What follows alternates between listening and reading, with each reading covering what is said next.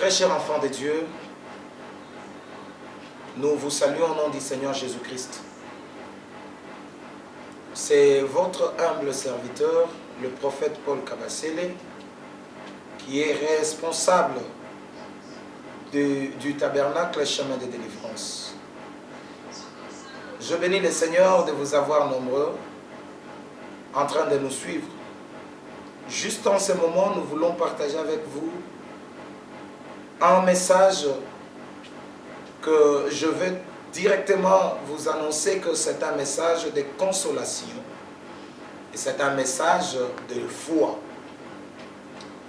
Mon message est tiré dans l'évangile selon Jean au chapitre 14. Nous prenons Jean chapitre 14, verset 1er. Je lis la parole au nom du Seigneur Jésus-Christ. Il est écrit que votre cœur ne se trouble point. Croyez en Dieu et croyez en moi. Parole du Seigneur. Que le Seigneur bénisse la lecture de sa parole. Mais bien aimé dans le Seigneur, ce verset nous paraît être très facile à lire. Peut-être pour les uns très facile à comprendre. Cependant, ce verset cache une profondeur. De un, Jésus, ici, il console ses disciples, il prépare leur cœur parce que dans peu de temps, il va le laisser pour aller au ciel. C'est pourquoi, sachant que ses disciples seraient troublés, sachant que ses disciples seraient épouvantés, il leur prépare les cœurs en disant que votre cœur ne se trouble point.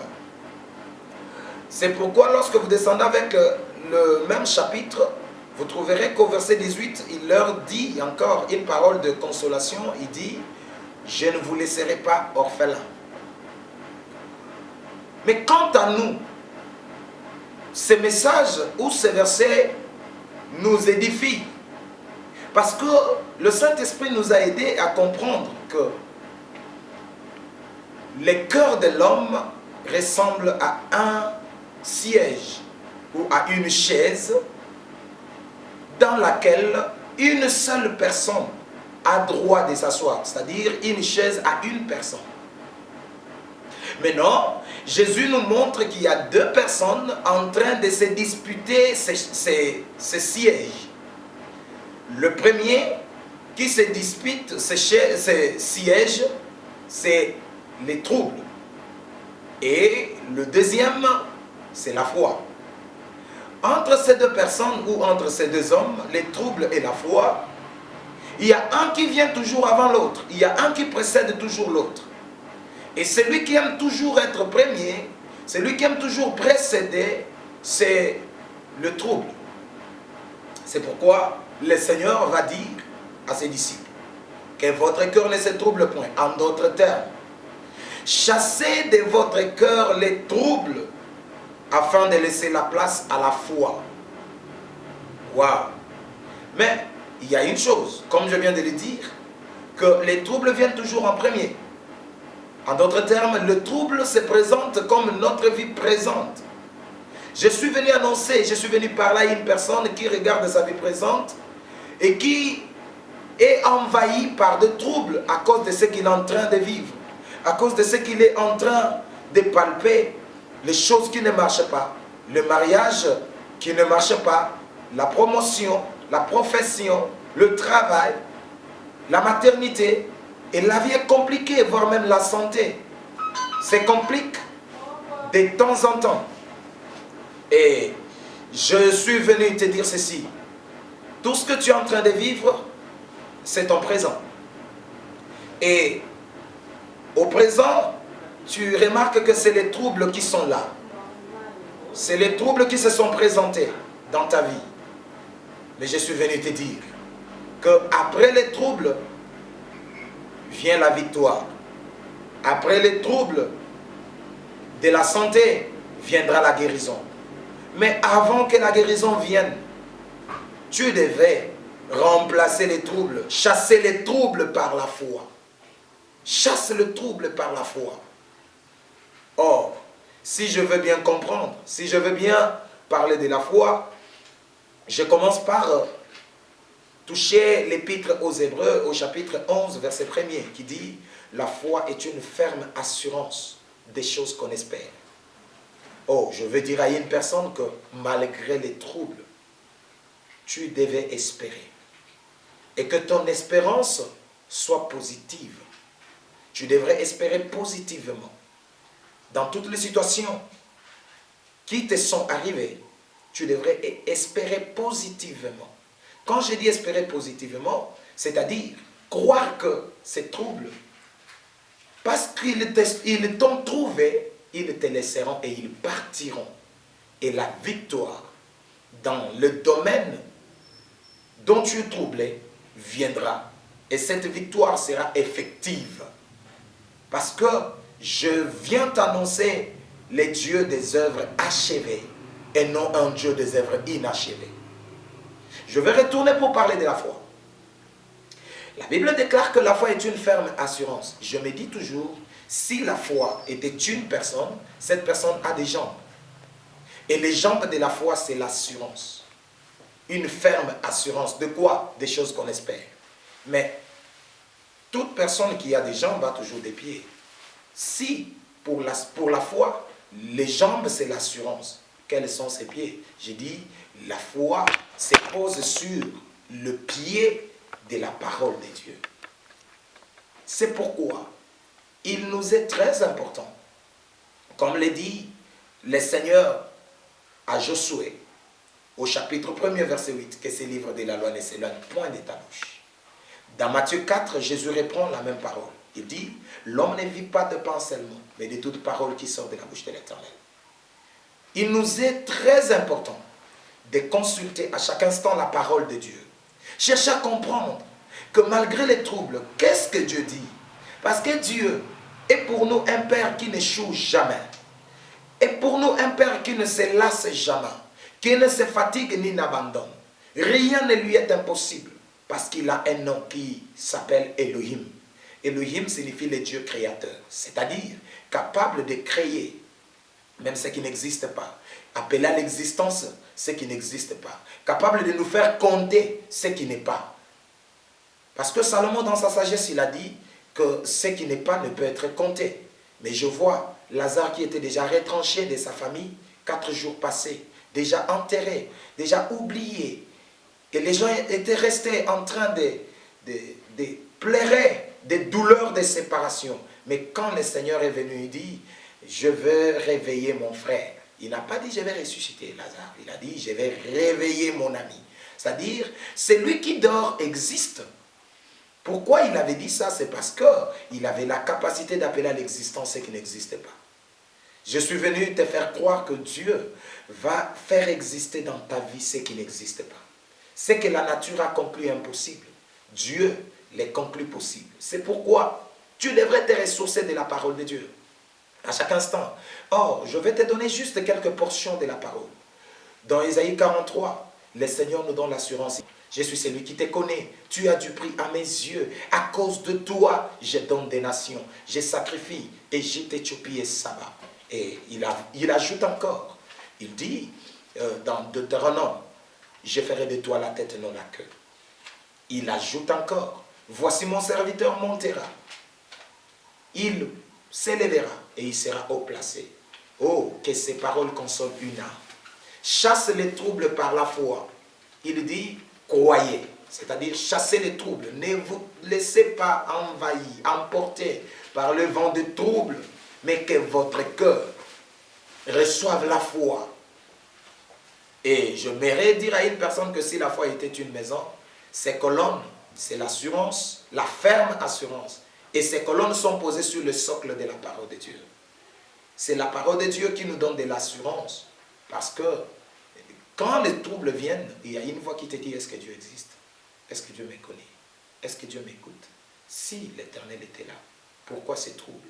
Pourquoi cette difficulté qui m'est arrivée en ces moments? Mais quand la parole de Dieu te parle, elle te dit, je ne t'abandonnerai pas. Je serai avec toi jusqu'à la fin du monde. Je serai avec toi. Prends courage, fortifie-toi. Je suis avec toi. C'est pourquoi je suis en train d'étendre vers la fin de mon message, vers la fin de mon exhortation, pour dire à une personne que Christ souligne une parole. Il dit, croyez en Dieu et croyez en moi. C'est-à-dire, il est en train de se présenter ici comme un serviteur. C'est pourquoi il dit, croyez en Dieu et croyez en moi qui suis son serviteur sur terre. J'aimerais dire à une personne que dans Ésaïe chapitre 50, verset 10, il est écrit, quiconque parmi vous craint l'Éternel, qu'il écoute la voix de son serviteur.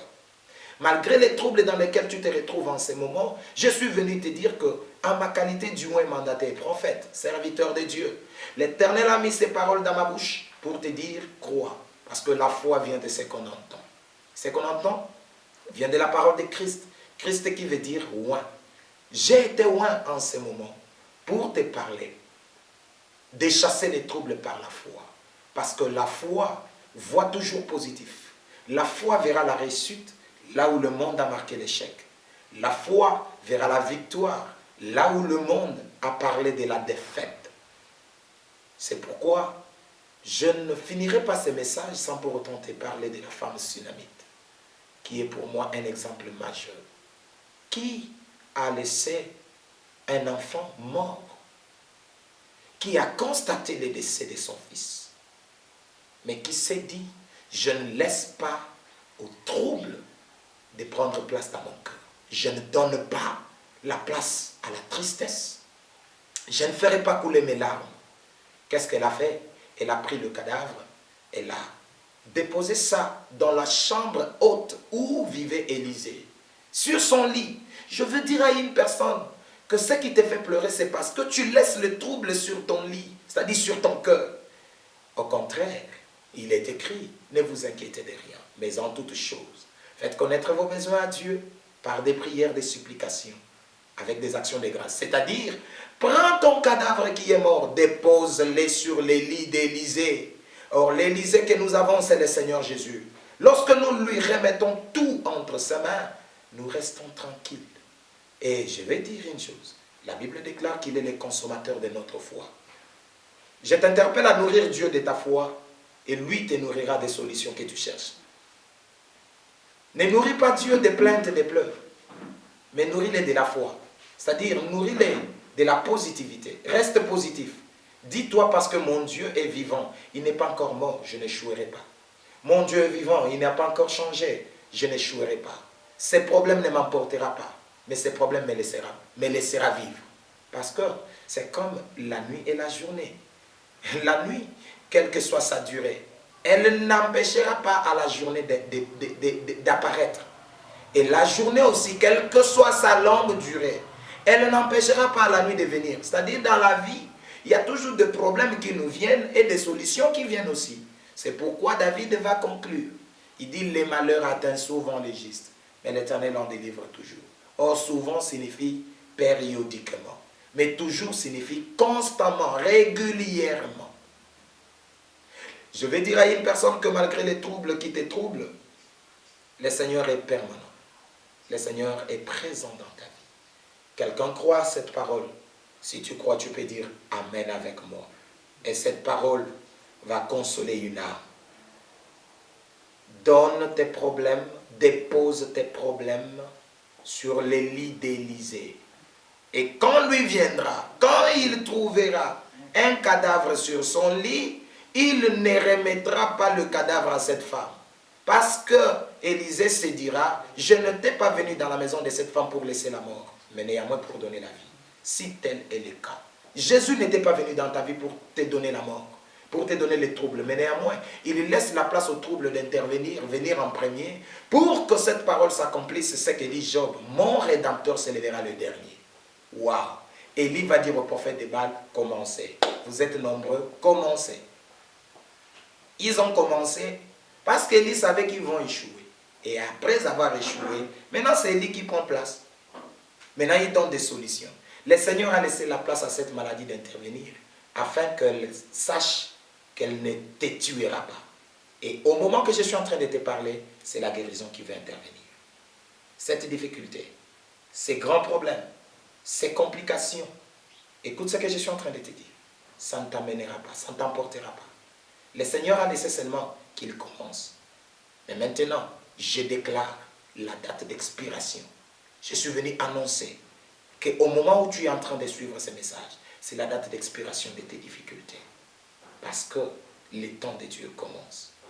Et pour laisser au temps de Dieu de commencer, appuie sur le détonateur. Le détonateur, c'est quoi? Crois. Si seulement tu crois, tout est possible.